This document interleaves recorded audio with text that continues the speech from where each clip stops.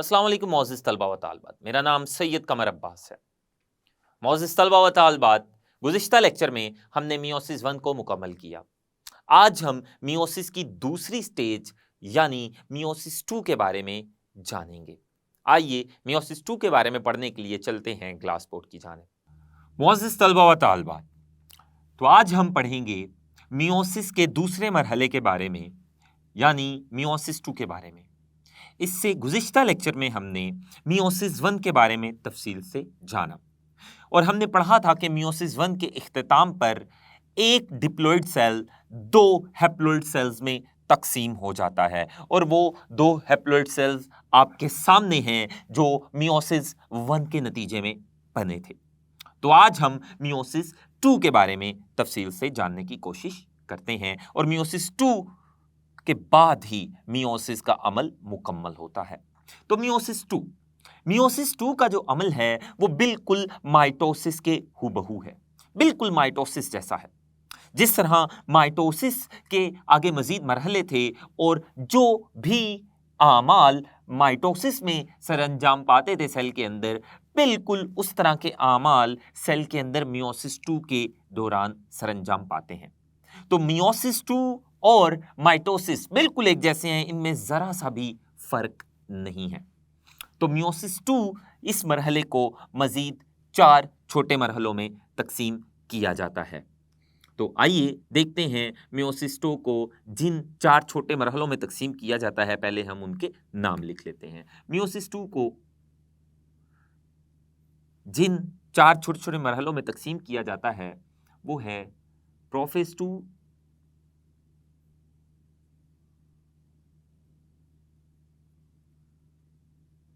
Metaphase 2,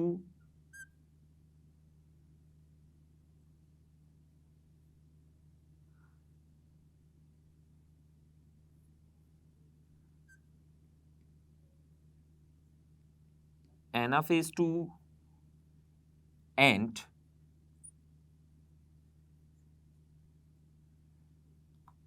telophase 2। तो ये 4 मरहले हैं जिन 4 मरहलों में मियोसिस 2 के अमल को मजीद तकसीम किया जाता है।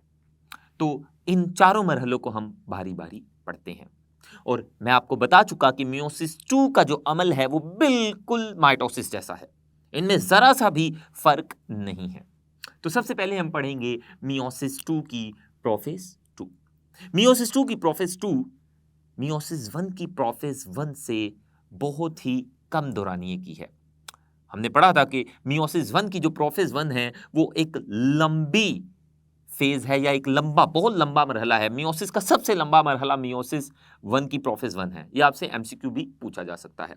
जबकि प्रोफेज 1 के मुकाबले में प्रोफेज 2 बहुत ही छोटी स्टेज या फेज या मरहला है। तो प्रोफेज 2 में क्या होगा? प्रोफेज 2 में ये जो मियोसिस 1 के नतीजे में 2 सेल बने थे, ये मियोसिस 2 की सबसे पहली फेज या मरहले में आएंगे यानी प्रोफेज 2 में आएंगे। तो प्रोफेज 2 जो कि मियोसिस 2 की सबसे पहली फेज या सबसे पहला मरहला है, जैसे ये 2 सेल मियोसिस 2 में या प्रोफेज 2 में आएंगे तो ये दोनों सेल क्या करेंगे? सबसे पहला जो काम होगा वो ये होगा कि इन सेल्स के न्यूक्लियाई में जो क्रोमैटिन है वो सिकुड़कर दोबारा से क्रोमोसोम्स में तब्दील हो जाएगा। आप देख सकते हैं यहां मैंने प्रोफेज 2 की डायग्राम्स बनाई हैं। वो जो मियोसिस 1 से आने वाले 2 सेल्स थे, जैसे ही वो मियोसिस 2 की प्रोफेज 2 में दाखिल होंगे तो उन सेल्स में पाए जाने वाले क्रोमैटिन सिकुड़कर क्रोमोसोम्स में तब्दील हो जाएंगे, दोनों सेल्स के, और उनमें जो सेंट्रियोल्स थे वो डुप्लीकेट हो जाएंगे। आप देख सकते हैं कि प्रोफेज 2 में दोनों सेल्स के जो सेंट्रियोल्स हैं वो डुप्लीकेट हो चुके हैं। इस सेल में भी सेंट्रियोल्स 2 से 4 हो चुके हैं और इस सेल में भी सेंट्रियोल्स 2 से 4 हो चुके हैं और उन सेंट्रियोल से धागे यानी स्पिंडल फाइबर्स निकलेंगे प्रोफेज 2 के दौरान। तो प्रोफेज 2 के दौरान क्या क्या हुआ? प्रोफेज 2 के दौरान जो पहला काम सरंजाम पाया सेल के अंदर वो ये हुआ कि वो जो सेल के न्यूक्लियस में क्रोमैटिन था, वो जो धागा था बारीक और ढीला सा, वो सिकुड़कर क्रोमोसोम्स बना देगा और इसी के साथ और क्या होगा, वो जो सेंट्रियोल्स थे जो के इंटरफेस 2 या इंटरकाइनेसिस के दौरान डुप्लीकेट हो चुके थे, उन सेंट्रियोल से धागे निकलना या स्पिंडल फाइबर्स निकलना शुरू हो जाएंगे। और प्रोफेज 2 के दौरान ही ये जो क्रोमोसोम्स के दरमियान आपको न्यूक्लियर एनवेलप नजर आ रही है, ये प्रोफेज 2 के दौरान ही टूटना शुरू हो जाएगी और टूटते टूटते ये न्यूक्लियर एनवेलप बिल्कुल ही गायब हो जाएगी। पहले ये टूटना शुरू होगी और टूटते टूटते ये न्यूक्लियर एनवेलप बिल्कुल गायब हो जाएगी। ये हुआ प्रोफेज 2 में। आइए, और एक और बात, हमने जब माइटोसिस पढ़ी थी तो माइटोसिस की प्रोसेस में भी यही अमल हुआ था। अब हम चलते हैं मियोसिस 2 की दूसरी फेज की जानिब, जो है मेटाफेज 2। लेकिन पहले हम लिख लें प्रोफेज 2 के दौरान क्या हुआ। तो प्रोफेज 2 के दौरान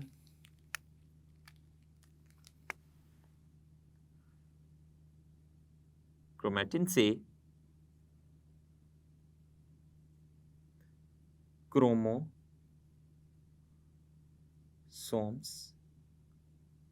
बने और इसके अलावा न्यूक्लियर इन्वेलप टूट गई या खत्म हो गई।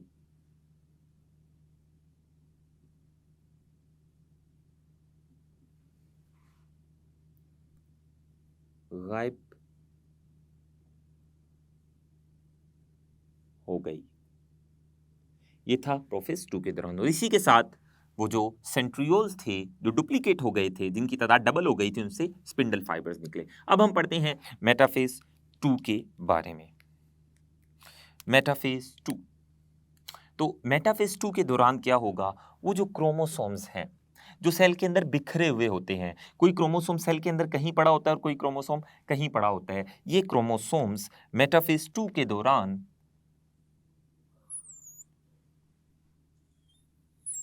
ये क्रोमोसोम्स अपने आप को सेल के इक्वेटर में तरतीब दे लेंगे।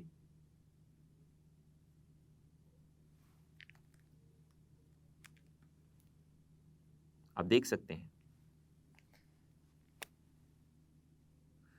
वो जो क्रोमोसोम्स थे, चाहे जितने भी क्रोमोसोम हो सेल के अंदर, 2 हो, 3 हो, 4 हो, 5 हो, 6 हो, वो अपने आप को सेल के इक्वेटर या सेल के दरमियानी हिस्से में तरतीब दे लेंगे।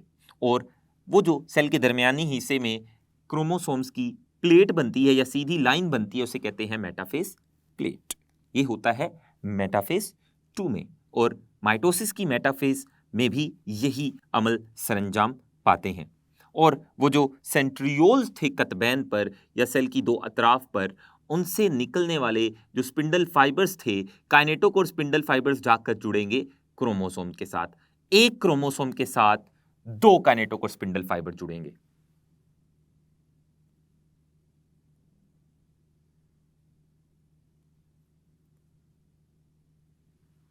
ये हुआ मेटाफेज 2 में। एक बात याद रखनी है आपने, जब हम मेटाफेज 1 पढ़ रहे थे, मेटाफेज 1 में क्रोमोसोम्स के जो जोड़े थे, दो दो क्रोमोसोम्स के जोड़ों ने सेल के दरमियान या सेल के इक्वेटर में एक लाइन बनाई थी, जिसको हमने मेटाफेज प्लेट कहा था। यानी मेटाफेज 1 की मेटाफेज प्लेट में क्रोमोसोम्स के जोड़े तरतीब पाए थे सीधी लाइन में।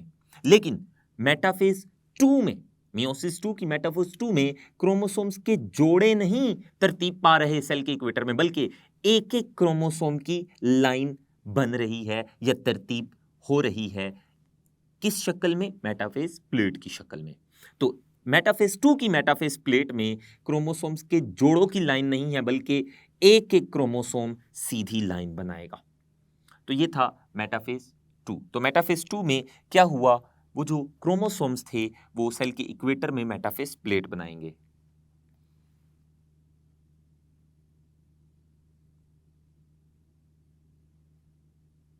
क्रोमोसोम्स तरतीब पाकर मेटाफेज प्लेट बनाएंगे। क्रोमोसोम्स तरतीब पाके एक एक करके क्रोमोसोम लाइन बनाएगा, और वो जो एक एक करके क्रोमोसोम लाइन बनाएंगे सेल के इक्वेटर में, उसे मेटाफेज प्लेट कहेंगे। तो ये हुआ मेटाफेज 2 में।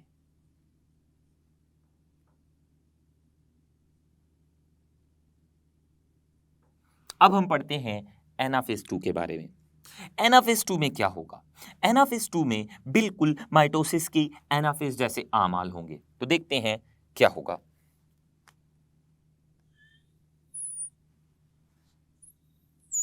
तो एनाफेज 2 में क्या होगा? जैसे ही सेल मेटाफेज 2 से एनाफेज 2 में जाएगा, तो वो जो सेल में मेटाफेज प्लेट में जो क्रोमोसोम्स थे और हर क्रोमोसोम के पास दो दो क्रोमैटिड्स थे, उन्हें सिस्टर क्रोमैटिड्स कहेंगे। एनाफेज 2 में क्रोमोसोम के सिस्टर क्रोमैटिड्स एक दूसरे से जुदा जुदा हो जाएंगे। सेंट्रोमेयर दरमियान से टूटेगा और सेंट्रोमेयर के दरमियान से टूटने की वजह से एक क्रोमोसोम के जो दो सिस्टर क्रोमैटिड्स थे वो एक दूसरे से जुदा जुदा हो जाएंगे और सेल कुछ इस तरह का मंजर पेश करेगा।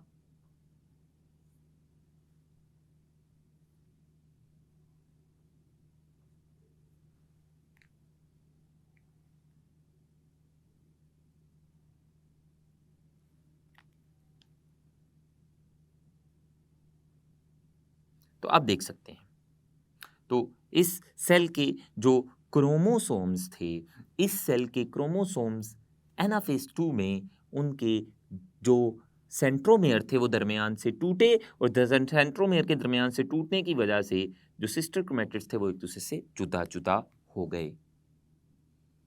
इसी तरह इसी सेल में भी ऐसा ही होगा।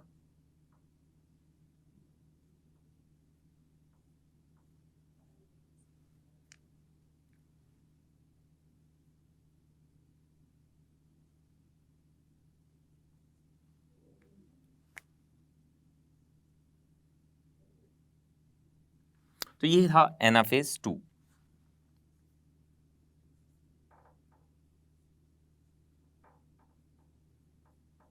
तो एनाफेज 2 के दौरान क्या हुआ?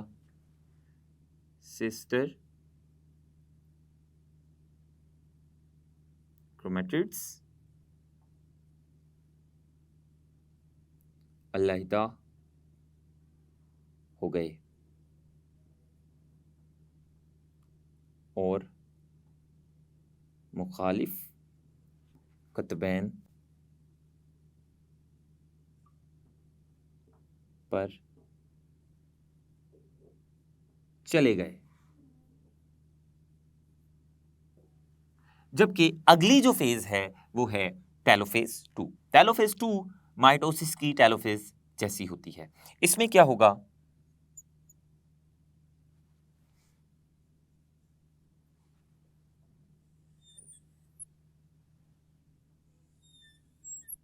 इसमें ये जो क्रोमोसोम्स जो एनाफेज 2 के दौरान उनके सिस्टर क्रोमैटिड्स एक दूसरे से जुदा हो गए थे और आधे क्रोमैटिड एक तरफ चले गए थे और आधे क्रोमैटिड सेल की दूसरी तरफ चले गए थे। तो इस तरह से क्या होगा? वो जो क्रोमैटिड्स के दो सेट बन गए हैं, आधे क्रोमैटिड सेल की एक तरफ है और आधे क्रोमैटिड, और वो वाले सिस्टर क्रोमैटिड्स जो एक दूसरे से जुदा हो जाते हैं एनाफेज 2 में, उन्हें फिर कहते हैं सिस्टर क्रोमोसोम्स। तो आधे सिस्टर क्रोमोसोम इधर हैं और आधे सिस्टर क्रोमोसोम इधर हैं। अब ये जो क्रोमोसोम्स हैं, जैसे ही टेलोफेज 2 आएगी, ये क्रोमोसोम्स दोबारा से खुलकर क्रोमाटिन बना देंगे टेलोफेज 2 में।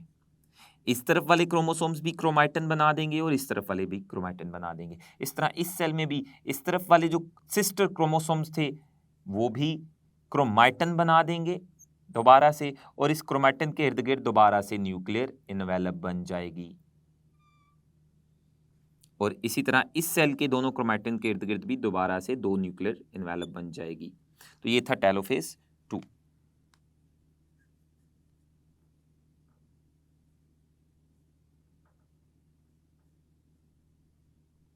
टेलोफेज 2, तो ये था टेलोफेज 2। टेलोफेज 2 में क्या हुआ आपने जाना। यहां पर टेलोफेज 2 के बाद मियोसिस 2 का खात्मा हो जाता है। अब आएगी मियोसिस 2 की साइटोकाइनेसिस। तो मियोसिस 2 की साइटोकाइनेसिस के दौरान क्या होगा? जो सेल का साइटोप्लाज्म है वो दरमियान से तकसीम हो जाएगा। आप जानते हैं कि जानवर के सेल में साइटोकाइनेसिस का तरीका पौधे के सेल से मुख्तलिफ है, और वो कैसे जानवर के सेल में साइटोकाइनेसिस होती है और पौधे के सेल में कैसे होती है वो हम तफसील से गुज़िश्ता लेक्चर्स में पढ़ चुके हैं। तो इस सेल में भी साइटोकाइनेसिस होगी, यानी इस सेल का जो साइटोप्लाज्म है वो भी दरमियान से तकसीम हो जाएगा और इस सेल का साइटोप्लाज्म भी दरमियान से तकसीम हो जाएगा। और जब दरमियान से तकसीम होंगे इन दोनों सेल्स के साइटोप्लाज्म, इसे कहेंगे साइटोकाइनेसिस।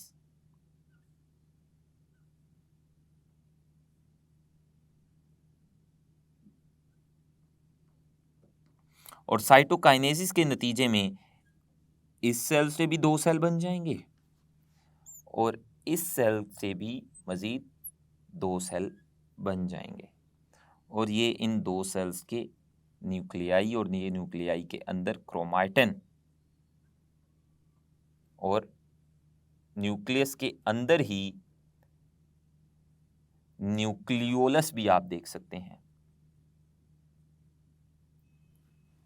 तो ये है 2 सेल्स जो मियोसिस 1 के नतीजे में बने थे।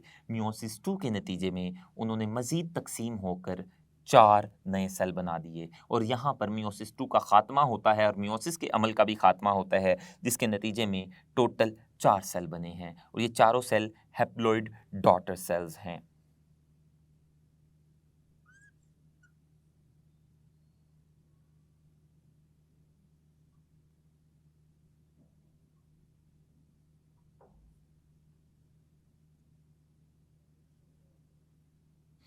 तो जैसा कि हमने कहा था कि मियोसिस के अमल में एक डिप्लॉइड सेल तकसीम होकर 4 हैप्लॉइड सेल्स पैदा करता है। तो ये आपके सामने हैं। ये मियोसिस का अमल यहाँ पर इख्तिताम पजीर हुआ और आखिरकार एक डिप्लॉइड सेल से 4 हैप्लॉइड सेल बन गए। तो ये हमने मियोसिस के बारे में तफसील से पढ़ा। तो टेलोफेज के दौरान आप जानते हैं टेलोफेज 2 में बिल्कुल प्रोफेज 2 से उलट काम होगा, वो हम लिख लेते हैं। टेलोफेज 2 में क्या हुआ, क्रोमोसोम्स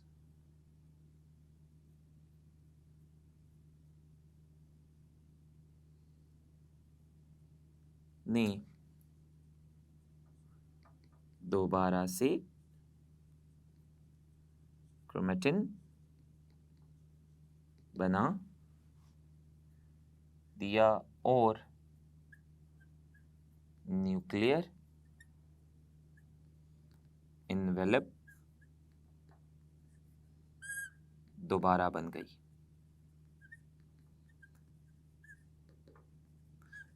तो ये हुआ टेलोफेज 2 में और टेलोफेज 2 के बाद साइटोकाइनेसिस हुई, जिसके नतीजे में मियोसिस 1 के नतीजे में बनने वाले 2 सेल से 4 नए सेल्स बन गए जो कि हैप्लॉइड थे।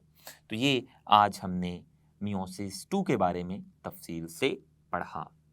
तो स्टूडेंट्स, आज हमने मियोसिस 2 के बारे में तफसील से पढ़ा। हमने जाना कि मियोसिस 2 बिल्कुल माइटोसिस जैसी ही है और मियोसिस 2 की जो आगे मजीद स्टेजेस और मरहले थे, यानी prophase 2, metaphase 2, anaphase 2 and telophase 2, इनको हमने तफसील से जाना। इंशाल्लाह आने वाले लेक्चर्स में हम माइटोसिस और मियोसिस में फ़र्क जानेंगे और मियोसिस की अहमियत के बारे में भी पढ़ेंगे। तब तक के लिए अल्लाह हाफिज़।